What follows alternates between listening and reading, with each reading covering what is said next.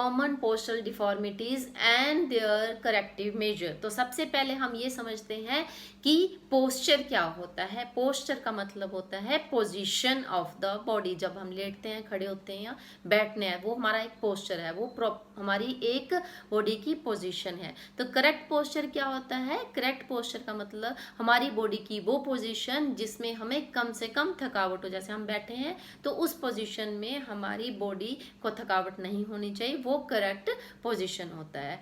तो नेक्स्ट है हमारा पोस्चरल डिफॉर्मिटीज क्या होती हैं। तो पोस्चरल डिफॉर्मिटीज होती हैं deformities in the skeletal structure. जो हमारा स्केलेटल स्ट्रक्चर है उसके अंदर डिफॉर्मिटीज होना, उसकी प्रॉपर फॉर्मेशन ना होना जो है पोस्चरल डिफॉर्मिटीज कहलाती है। तो जो पोस्चरल डिफॉर्मिटीज हैं उसकी बहुत सारी टाइप्स हैं। First postural deformity is spinal curvature. इस डिफॉर्मिटी में जो है स्पाइन से रिलेटेड जो है प्रॉब्लम होती है। जो स्पाइन है वो अपनी प्रॉपर पोजीशन पे ना होकर उसमें कर्व आ जाता है, फॉरवर्ड कर्व, साइडवर्ड कर्व या फिर बैकवर्ड कर्व आ जाता है, जिसके कारण वो प्रॉपर जो है अपनी पोजीशन पर नहीं रहती है। फ्रेंड्स, स्पाइनल कर्वेचर से रिलेटेड कुछ पोस्चरल डिफॉर्मिटीज हैं। फर्स्ट है कायोफोसिस। कायोफोसिस को हिंदी में हम आगे की तरफ कुबड़ बोलते हैं। कायोफोसिस में क्या होता है, जो अपर बैक होती है यहाँ पे, ये इस आगे की तरफ जो है बेंड हो जाती है। Kyphosis is rounding of upper back, जिसको हम हंच बैक भी बोलते हैं या फिर राउंड बैक भी बोलते हैं। इसमें क्या होता है कि जो आपकी अपर बैक है इसमें जो आपका बैकवर्ड कर्व है ये इंक्रीज हो जाता है और जो फॉरवर्ड कर्व है वो डिक्रीज हो जाता है, जिसके कारण आपकी जो स्पाइन है, अपर बैक से स्पाइन जो है वो फॉरवर्ड बेंडिंग हो जाती है। Causes of कायोफोसिस। कायोफोसिस होने के बहुत सारे कारण होता है। सबसे मेन कारण होता है इसका आगे की तरफ बेंड होकर चलना। कुछ लोग जो हैं वो आगे की तरफ बेंड करके चलते हैं। ये वीक मसल्स के कारण भी होती है, माल न्यूट्रिशन के कारण भी होती है। अगर कोई प्रॉपर न्यूट्रिटिव डाइट नहीं लग रहा, कैल्शियम और विटामिन डी की मेनली कमी के कारण ये होती है। इलनेस के कारण होती है कि अगर किसी को लंबे समय से कोई बीमारी है तो उसके कारण ये हो सकती है। कोई बहुत ज़्यादा टाइट कपड़े पहनता है उसके कारण ये हो सकती है। मसल्स जो हैं उनकी वीकनेस के कारण भी हो सकती है। और एक और बहुत बड़ा कारण है कि कुछ लोग जो है अपने कंधों पे बहुत हैवी लोड जो है वो ज़्यादा लंबे समय तक उठा कर रखते हैं या फिर वो रूटीन में उठाते हैं ज़्यादा हैवी वेट अपने शोल्डर पर, तो उसके कारण ये कायोफोसिस की प्रॉब्लम हो जाती है। क्वेश्चन ऑफ कायोफोसिस, हमें आगे बेंड कर नहीं चलना चाहिए, हमेशा स्ट्रेट फॉरवर्ड चलना चाहिए। कंधों पर हैवी लोड जो है वो लंबे समय तक नहीं उठाना चाहिए। अच्छी डाइट लेनी चाहिए, न्यूट्रिटिव डाइट लेनी है और डाइट के अंदर मेनली कैल्शियम और विटामिन डी जो है वो प्रॉपर अमाउंट में होने चाहिए। ज़्यादा टाइट कपड़े जो है वो नहीं पहनने चाहिए। और इसके कुछ करेक्टिव मेजर्स हैं कि अगर किसी को कायोफोसिस की प्रॉब्लम हो गई है तो उसको हम कुछ एक्सरसाइज के द्वारा, कुछ आसन के द्वारा उसको हम प्रिवेंट कर सकते हैं। इसमें कुछ एक्सरसाइज हैं, जैसे कि इसमें क्या होता है कि जो आपकी बैक है वो ऊपर से आगे की तरफ बेंड हो जाती है, तो इसमें हमने सारी एक्सरसाइज जो है वो बैकवर्ड बेंडिंग एक्सरसाइज करनी है। खड़े होकर आप जितना पीछे की तरफ बेंड हो सकते हैं वो सारी एक्सरसाइज करें। उसके साथ साथ जो है कुछ आसन हैं, जैसे चक्रासन है, धनुरासन है, भुजंगासन है। ये सारे आसन वो हैं जिसमें आपकी जो अपर बैक है वो ऊपर की तरफ जो है बेंड होती है, बैकवर्ड बेंडिंग होती है उसमें सब में, तो इसलिए ये सारे आसन परफॉर्म करने चाहिए। स्विमिंग जो है इसमें काफ़ी इफ़ेक्टिव है। अगर रेगुलर स्विमिंग करें तो ये प्रॉब्लम ठीक हो सकती है। और इसके साथ साथ जब सोते हैं तो उस समय जो बैक है उसके नीचे एक पिलो रखना चाहिए ताकि वो जो कर्व बना हुआ है वो ठीक हो सके। Next spinal curvature is lordosis. Lordosis में क्या होता है, इसमें पीछे की तरफ कुबड़ होता है। In this there is an inward curve of the spine, इसमें इनवर्ड कर्व होता है स्पाइन का, and it is an increase forward curve in the lumbar region. Lumbar region कहाँ होता है, बिल्कुल जो आपकी लोअर बैक है, इसमें जो आपकी स्पाइन है उसके सबसे नीचे वाला हिस्सा जो लंबर होता है, जस्ट आपकी नाभि के पीछे, यहाँ से जो स्पाइन है वो फॉरवर्ड बेंड हो जाती है, जिसके कारण स्पाइन फॉरवर्ड बेंड होने के कारण जो पेट जो है वो आगे की तरफ निकल जाता है। तो in this abdominal come out of the body, इसमें पेट बाहर की तरफ हो जाता है और पीछे से लंबर रीजन से एक कर्व बन जाता है, स्पाइन में एक कर्व आ जाता है और इसमें शोल्डर्स जो है वो पीछे की तरफ चले जाते हैं। तो इसको हम ऑफ लॉर्डोसिस, लॉर्डोसिस होने के कुछ कारण है। सबसे पहला कारण है, अगर आप ओवर ईटिंग करते हैं, जरूरत से ज़्यादा खाना खाते हैं, तो अगर आपकी बॉडी के अंदर ओबेसिटी ज़्यादा है, आप ज़्यादा फैट लेते हैं जिसके कारण मोटापा ज़्यादा हो गया है, तो हो सकता है प्रॉपर जो है डाइट ना लेने के कारण या फिर न्यूट्रिटिव डाइट ना लेने के कारण हो सकता है, मसल्स आपकी वीक हों उसके कारण हो सकता है, प्रॉपर आप सिटिंग या स्टैंडिंग पोजीशन ना होने के कारण हो सकता है, और अगर आप रेगुलर एक्सरसाइज नहीं करते या प्रॉपर एक्सरसाइज नहीं करते उसके कारण भी लॉर्डोसिस की प्रॉब्लम हो सकती है। नेक्स्ट है प्रिवेंशन, हम इसको कैसे प्रिवेंट कर सकते हैं।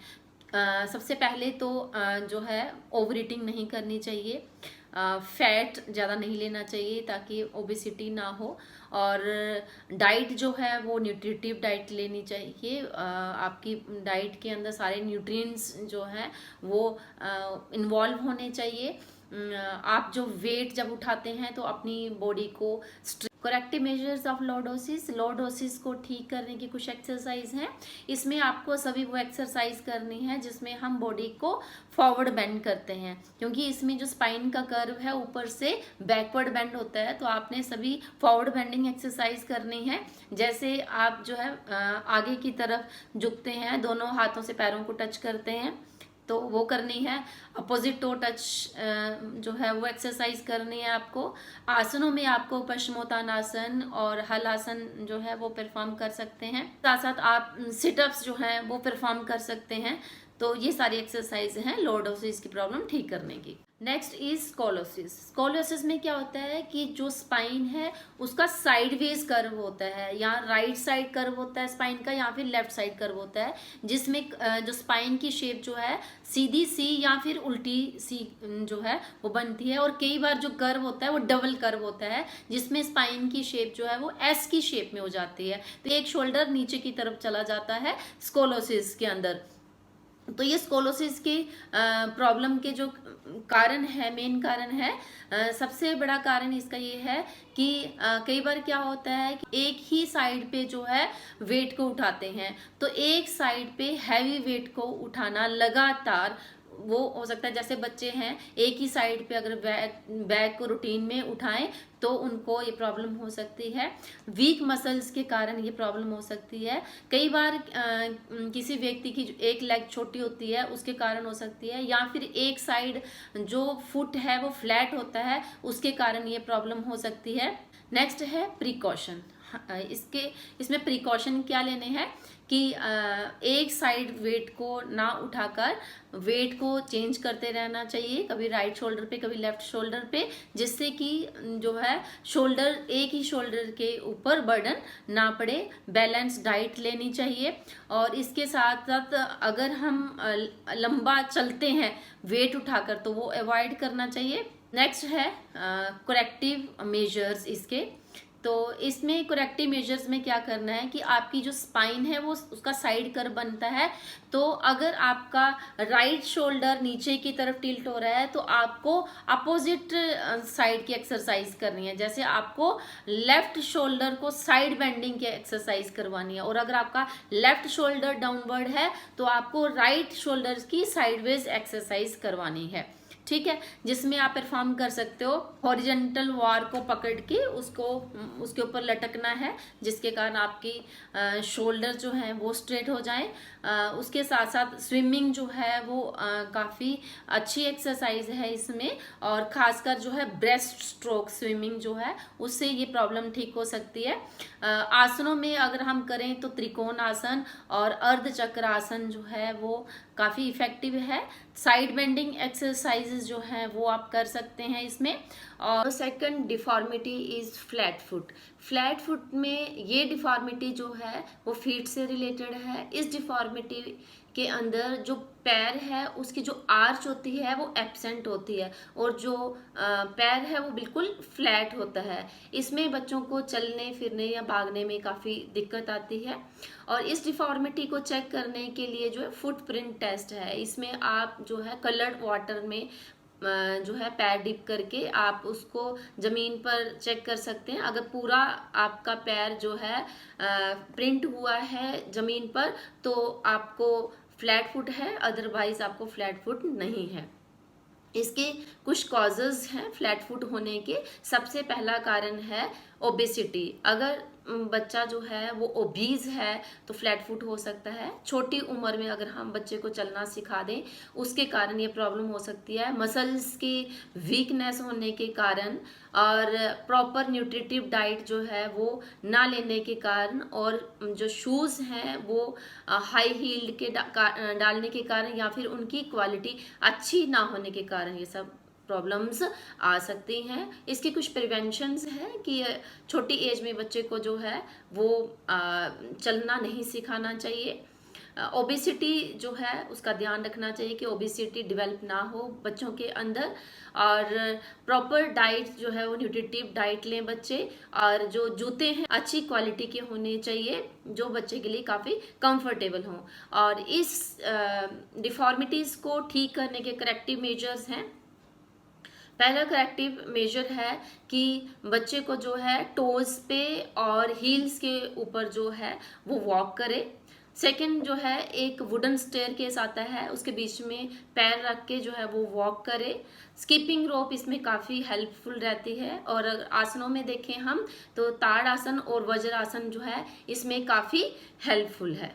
और एक एक्सरसाइज और है कि आप जो है अपनी टो से मार्बल्स को पिक करें, और उससे भी ये प्रॉब्लम जो है वो ठीक हो सकती है। Next postural deformity is knock knee. Knock knee का मतलब होता है घुटनों का आपस में टकराना। इसमें जब कोई व्यक्ति नॉर्मल पोजीशन पे खड़ा होता है तो उसके जो नीज हैं वो आपस में एक दूसरे के साथ स्ट्राइक करते हैं या ओवरलैप करते हैं, जिसमें जो व्यक्ति जो है उसको चलने में या फिर भागने में काफ़ी परेशानी आती है। इसमें जब नीज आपस में जो है जुड़ते हैं तो जो आपकी एंकल है उनके बीच में जो डिस्टेंस है, जो गैप है, वो काफ़ी इंक्रीज हो जाता है। कॉजेज का जो है ओवरवेट है उसको ये प्रॉब्लम हो सकती है। छोटी उम्र में अगर हम बच्चों को चलाना सिखा दें तो हो सकती है।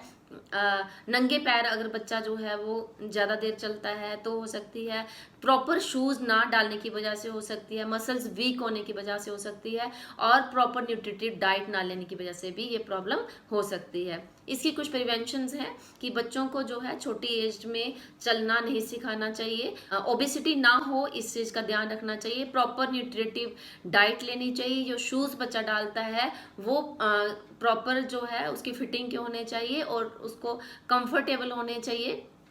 और जो है कैल्शियम और विटामिन डी जो है वो प्रॉपर अमाउंट में बच्चे लें। उसके साथ साथ इसकी करेक्टिव मेजर्स हैं। करेक्टिव मेजर्स में अगर किसी को नॉक नी की प्रॉब्लम है तो उसको सोते हुए रात को उसके नीज के बीच में जो है वो पिल्लो रख सकते हैं, और नीचे से जो पैर हैं उनको आप किसी कपड़े के साथ बांध सकते हैं। हॉर्स राइडिंग एक्सरसाइज जो है वो इसमें काफ़ी इफ़ेक्टिव रहती है। और बच्चा जो है वो प्रॉपर बैलेंस डाइट ले। और अगर हम आसन की बात करें तो पद्मासन और गोमुख आसन जो है इसमें काफ़ी इफ़ेक्टिव रहेगा। वॉकिंग कैलिपर जो है वो यूज़ करें।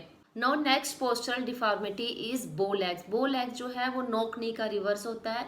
इसमें जो है नीज के बीच में गैप जो है वो ज्यादा होता है और एंकल के बीच में जो है गैप नहीं होता, वो आपस में एक दूसरे के साथ स्ट्राइक करते हैं या एक दूसरे को टच करते हैं। बो लेग्स के कारण बो लेग्स जो है वो अगर बच्चे को हम छोटी एज में चलना सिखा दें उसके कारण हो सकता है, ओवर वेट के कारण हो सकता है, अगर बच्चा प्रॉपर डाइट ना ले या फिर लंबे समय तक जो है वो खड़ा रहे बच्चा, तो ये प्रॉब्लम हो सकती है।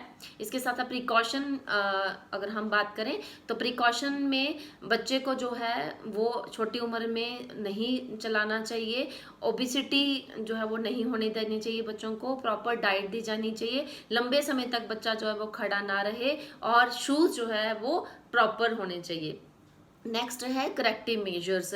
बो लेग्स है उसको ठीक करने की कुछ एक्सरसाइजेस हैं, जैसे नीज के बीच में गैप जो है वो ज़्यादा होता है, तो इसमें क्या करते हैं, नीज के बीच में किसी क्लॉथ के साथ जो है वो बांध देते हैं नीज को, और जो एंकल है उनके बीच में पिल्लो रखते हैं जब बच्चा सो रहा होता है। और इसके साथ साथ जब बच्चा खड़ा होता है तब भी आप उसकी नीज को किसी कपड़े के साथ बांध के तब वो चले, और जो इनर एज है फीट की, इनर एज पे बच्चा चले, और स्कीपिंग जो है वो कर सकता है, टोज के ऊपर चले।